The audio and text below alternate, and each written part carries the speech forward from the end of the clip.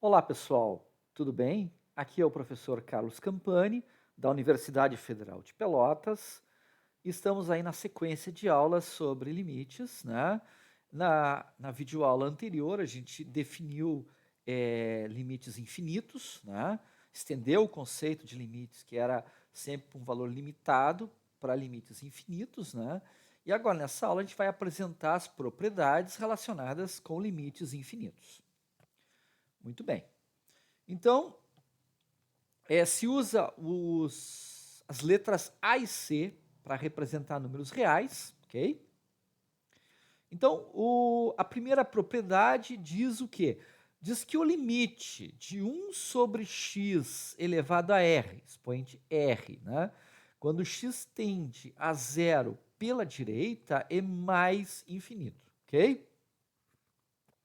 A segunda propriedade está relacionada com essa primeira, né?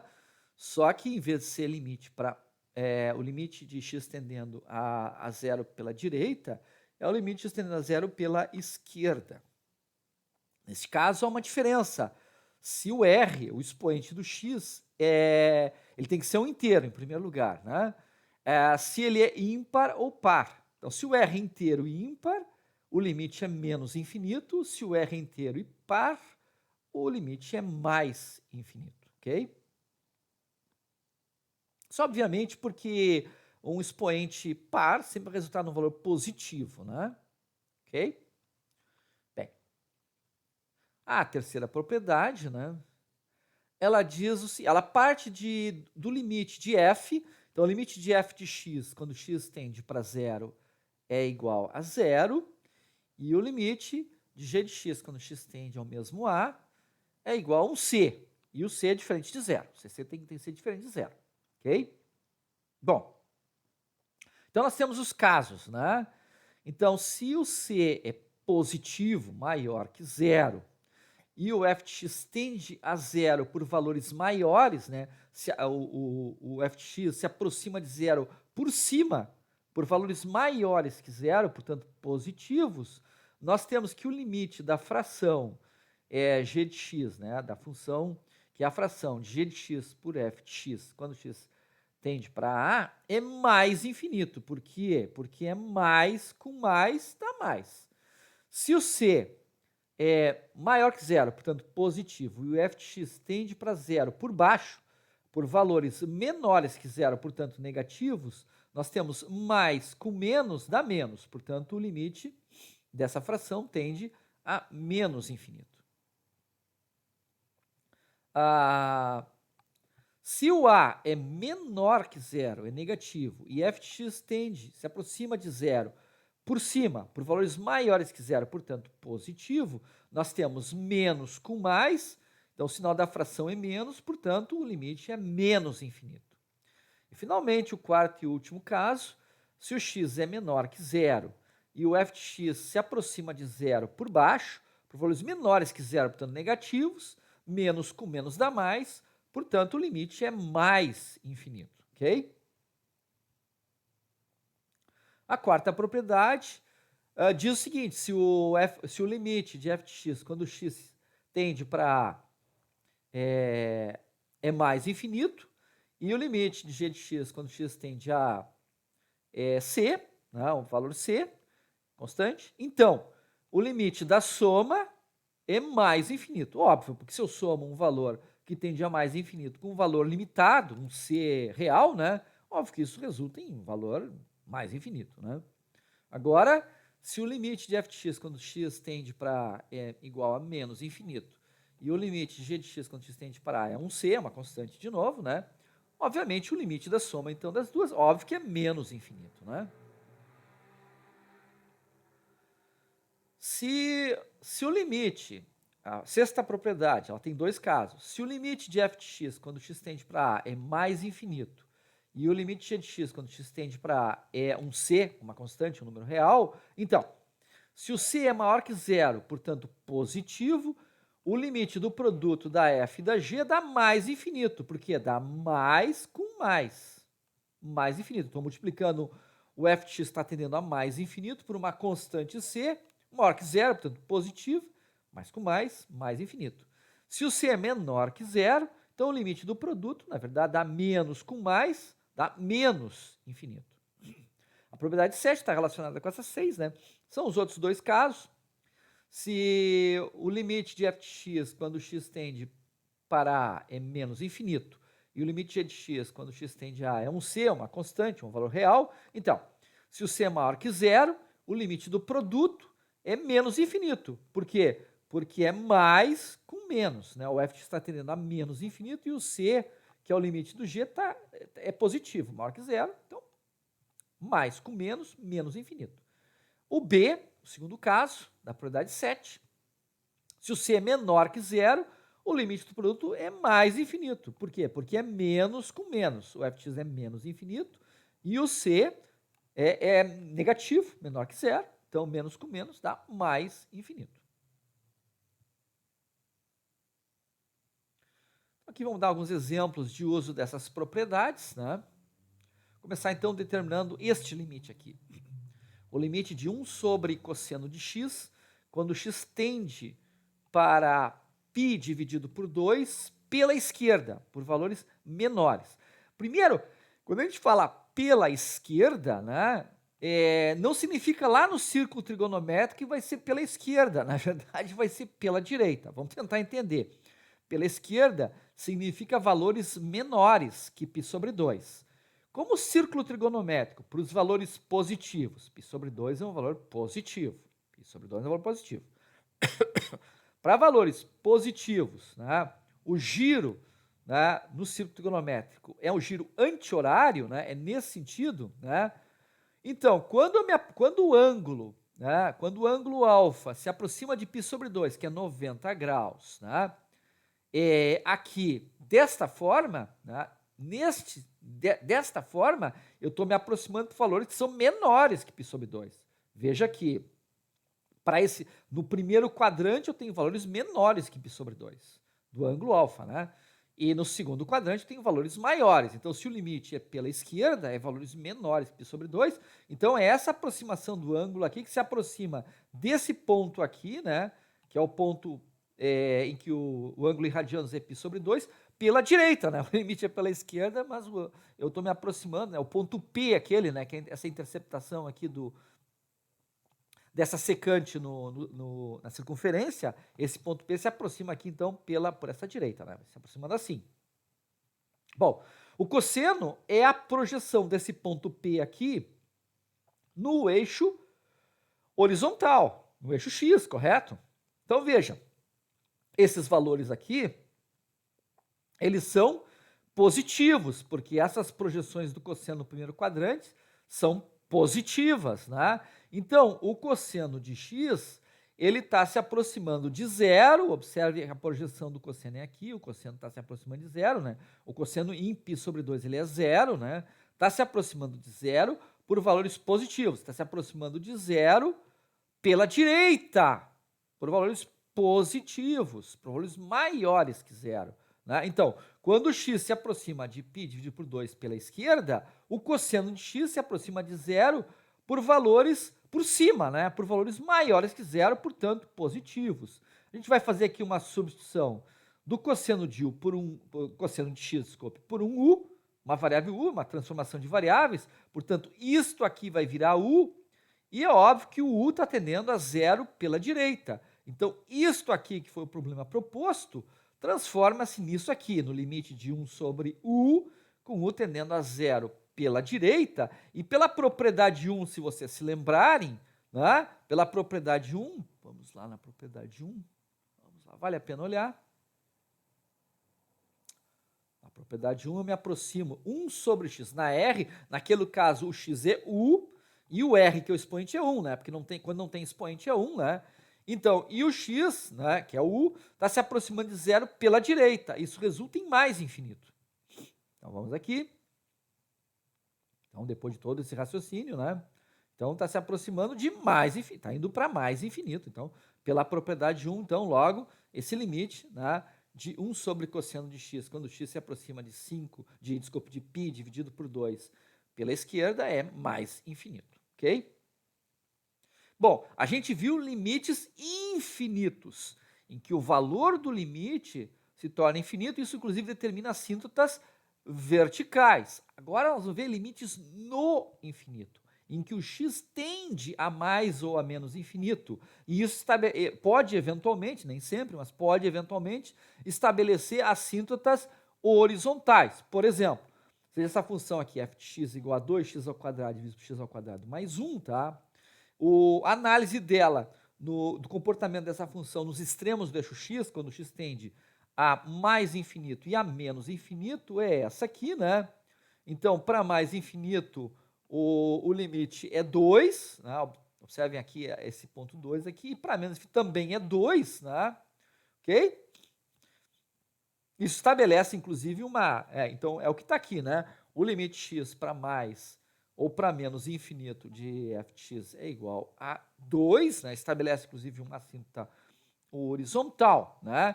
Então, é isso que se chama limite no infinito. O limite no infinito é quando o limite de f de x, quando x tende a mais infinito, é um valor L qualquer, ou então, quando o limite de f de x, quando x tende para menos infinito, né? Vai em direção a menos infinito, é um L também, né?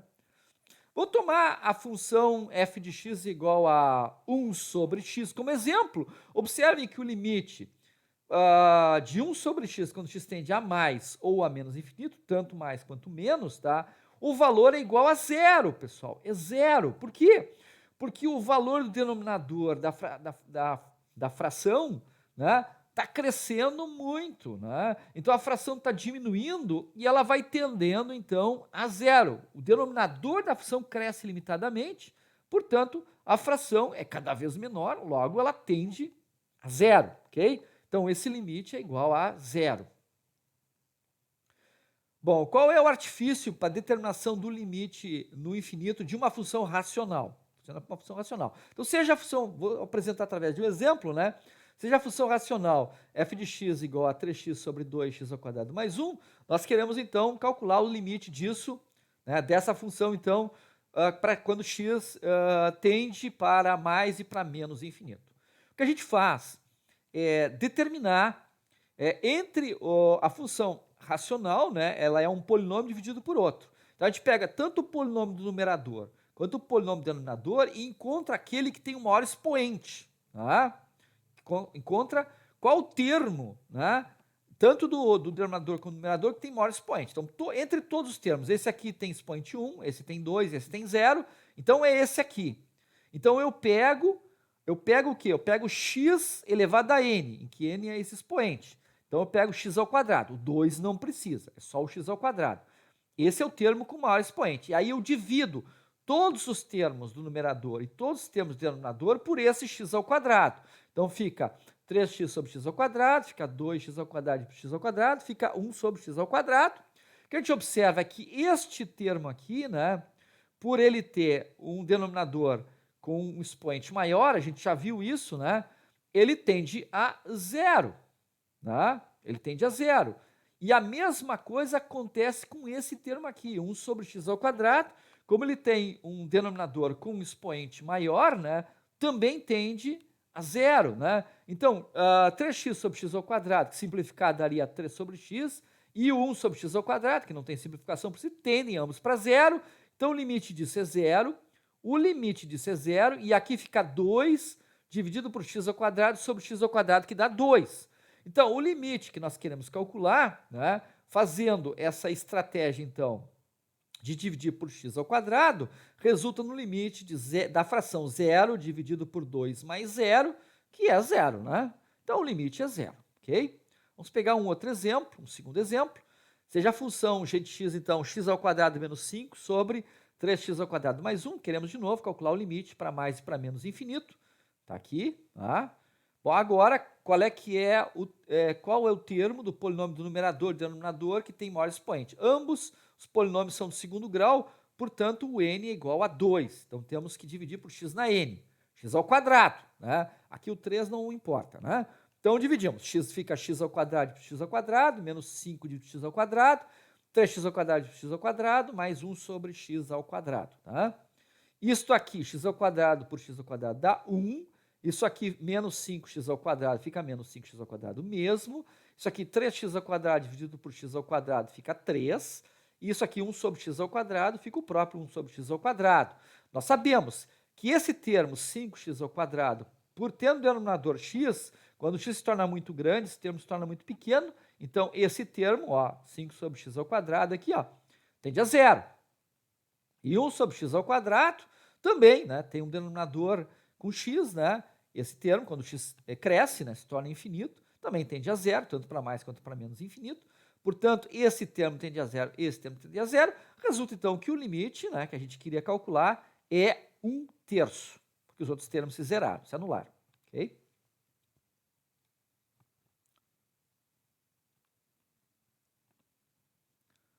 Então, agora nós temos que definir a assíntota horizontal. Né? O que é a assíntota horizontal? A assíntota horizontal ela é definida como a reta y igual a k, onde k é um valor real, né? Então ela é chamada de assíntota horizontal do gráfico y igual a f de x, se pelo menos uma das duas afirmações forem verdade. Primeira afirmação, o limite de f de x quando x tende a mais infinito tem que ser igual ao k, né? Que é aquele k que aparece lá, o valor da reta, né? Da reta horizontal, né? E f de x tem que ser diferente de k para todo x maior que n, para algum n pertencente a R e n maior que zero. Ops, essa segunda parte depois do e, vamos ver depois, tá? Vamos ver o segundo caso. O segundo caso é limite de x tendendo a menos, limite de f de x quando x tende a menos infinito. É um k, é aquele y igual a k, que dá a reta horizontal, né, da cinta horizontal. E f de x tem que ser diferente de k para todo x menor que menos n, para algum n pertencente a R e n maior que zero. Também não entendi essa segunda parte, vamos explicar, ok? Vamos pegar o exemplo daquele gráfico da página 25, eu já tinha falado, né? É esse gráfico aqui que eu repito ali, né? É o gráfico em que eu introduzi a ideia, né? É esse gráfico dessa função f de x igual a 2x ao quadrado sobre x ao quadrado mais 1. O que acontece ali é que o limite, tanto para mais infinito quanto para menos infinito, resulta em, deixa eu ver aqui, em 2, né? Em 2. E, portanto, existe aí uma assíntota horizontal em y igual a 2. Tá? Bom, aquela condição que aparece aqui, depois do e aqui, é o seguinte, o que eu tenho que ter? Para ter uma assíntota, eu tenho que ter a curva se aproximando cada vez mais à medida que eu vou para menos infinito ou para mais infinito, a curva sempre se aproximando dessa reta horizontal, que é a assíntota horizontal, mas sem nunca chegar na reta. Esse que é o problema. Então, esse limite tem que ser verdadeiro, né? No caso aqui, na primeira parte, mas o f de x ele tem que ser diferente de k para algum x grande, né? Para um n grande, ou no caso, quando for para menos infinito, tem que ser diferente de k para um x menor que menos n, onde n é grande, né? Só que menos n, então, é um valor em módulo grande, mas negativo. Então, a partir de certo ponto, a função não pode mais ter aquele valor k, né? Eu vou mostrar um contra-exemplo aqui e vocês vão entender, tá? Então, por exemplo, quer ver? Eu vou tentar ilustrar aqui, né? Esse é um exemplo de uma função que tem uma assíntota horizontal em y igual a 1, né? Y igual a 1, observe que a assíntota está aqui nesse pontilhado, ó. Observe que a curva vai se aproximando, né? Tendendo a mais infinito, ela vai se aproximando, mas nunca chega no valor 2.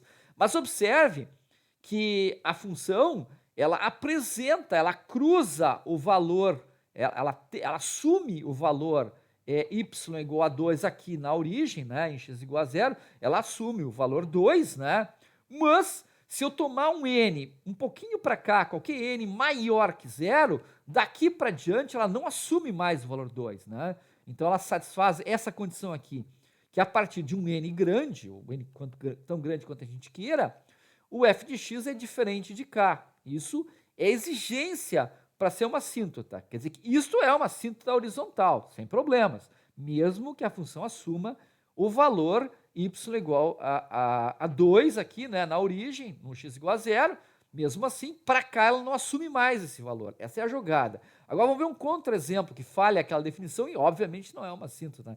Isso aqui não é uma assíntota. Né? A gente não pode dizer que tem uma assíntota em y igual a 2 aqui, mesmo que o limite da função, quando x tende a mais infinito, seja igual a 2. Então, satisfaz a primeira parte da condição lá de ser uma assíntota horizontal, né? Aquilo ali que eu mostrei agora, o limite da função é 2 para x tendendo a mais infinito, ok? Mas não satisfaz a segunda parte, porque eu não encontro um n a partir do qual o valor da função é diferente de 2, porque ele agora é sempre 2, né? A partir de x igual a 2 até o mais infinito, é sempre 2. Então, isso não é uma assíntota. A assíntota não pode tocar lá na reta, ela tem que tangenciar, ela tem que se aproximar para sempre.